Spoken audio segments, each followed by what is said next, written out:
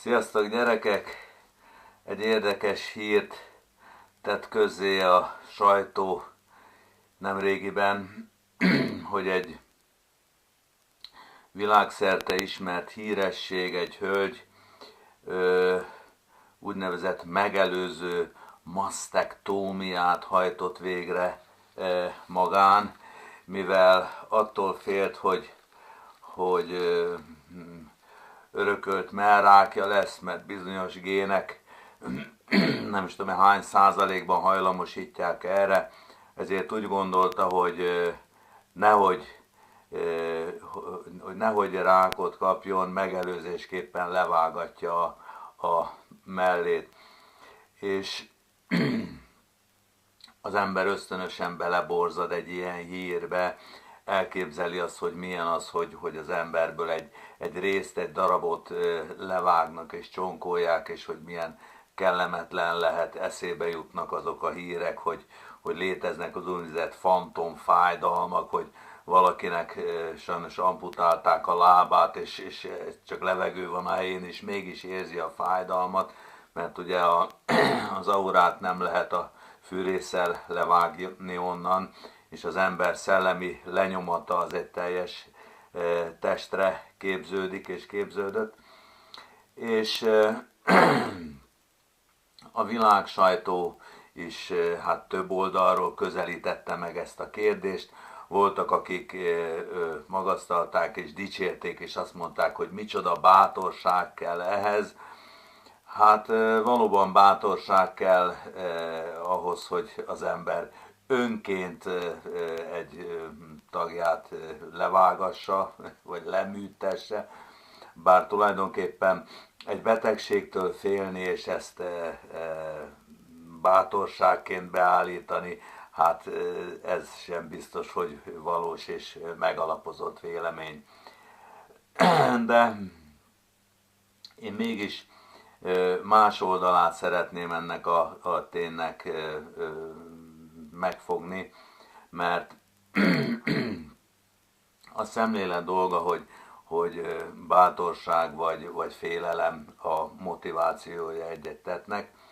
Azonban nekem az a mondat jutott eszembe Khalil Gibrántól, most nem tudom, hogy a Próféta című könyvéből, hogy mi egyéb a szükségtől való félelem, mint maga a szükség. Ugye, hogyha félünk valamitől, a félelemnek hatalmas nagy teremtő ereje van. És a mai világban, a félelem világában élünk. Félünk a haláltól, félünk a betegségtől, félünk a szegénységtől, és minél jobban nyomjuk el magunktól, annál több energiát adunk neki, annál inkább tápláljuk, hízlaljuk a félelmünk tárgyát.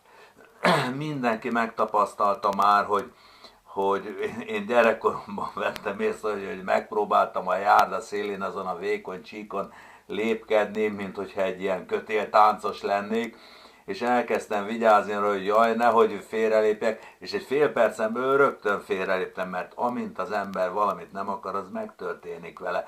És hiába van számtalan tapasztalatunk az életünkből, a közvetlen környezetünkből, mégis félünk a társunk elvesztésétől, félünk a szeretteink elvesztésétől, félünk az anyagi biztonságunk elvesztésétől, félünk az egészség elvesztésétől, vagy valakinek a szeretete elvesztésétől, és aztán csodálkozunk, hogy miért olyan kegyetlen a sors, amikor ez bekövetkezik.